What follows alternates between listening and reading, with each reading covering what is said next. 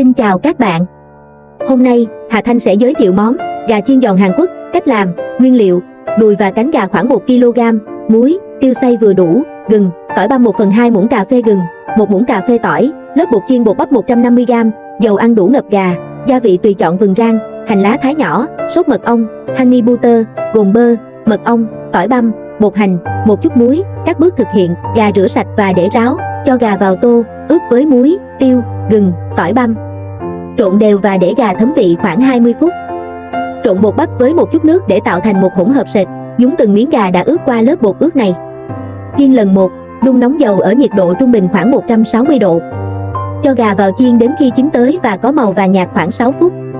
Vớt gà ra, để ráo dầu, chiên lần 2, tăng nhiệt độ dầu lên cao hơn khoảng 180 độ.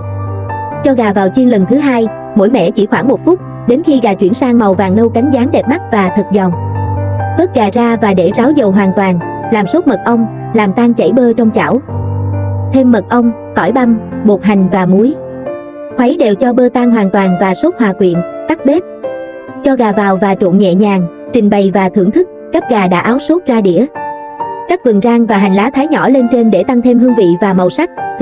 Thưởng thức ngay khi còn nóng để cảm nhận độ giòn của vỏ, vị sốt đậm đà và thịt gà mềm ẩm bên trong.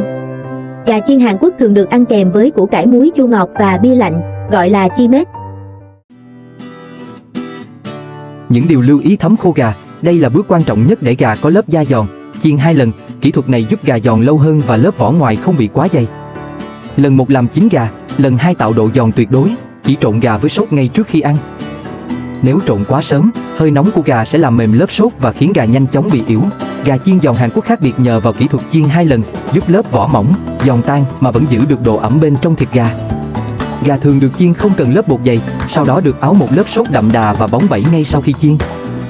Tạo nên hương vị đặc trưng, giòn rụm, ngọt, mặn, cay và thơm lừng.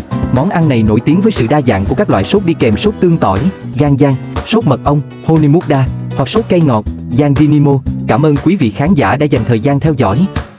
Xin chào tạm biệt và chúc các bạn có những bữa ăn thật ấm cúng và ngon miệng.